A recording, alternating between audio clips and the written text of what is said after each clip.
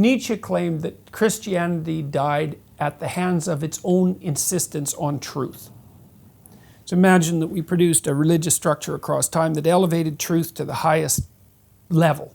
So then truth became everything. Well, and our capacity for truth expanded, and we discovered objective truth, and we discovered scientific truth. And technology. Then we noticed technology. Then we noticed that all of these stories upon which our faith in truth were based weren't objectively true, or not in any simple sense. And we started to take the stories apart. Well, where do you stop? You take the stories apart, you take the stories apart, you take the stories apart until you're left with no superordinate value structure. Well, and then when do you stop with the criticism? Well, we haven't stopped with the criticism. The West has embarked on a radical self-critique.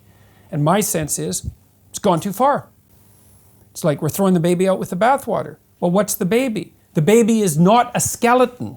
That's the thing about the West, is that we have enough food for everyone. We've produced cultures, we've produced structures, hierarchies, that certainly have a oppressive element, because hierarchies do. But every human society is a hierarchy.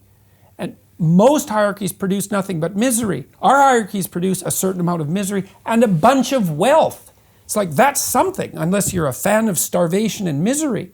And so my sense is, let's temper the criticism with a little bit of open-eyed gratitude. I mean, Jesus, things are pretty good, even though things are still terrible. They're way better than they were.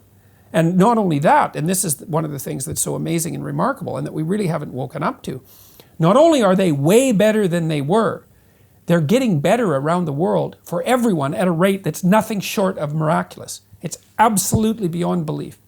So the life expectancy in Africa, no, that's not right. The child mortality rate in Africa is now what the child mortality rate was in Europe in 1950. I was like, that should be a headline on every newspaper. It's absolutely miraculous. And it looks like, given the UN definition of absolute poverty, that there won't be anyone in the world who's absolutely poor by 2030. We've halved the number of people in the world who are in absolute poverty between the year 2000 and the year 2012. 3 years faster than the most optimistic UN projection suggested that we should have it.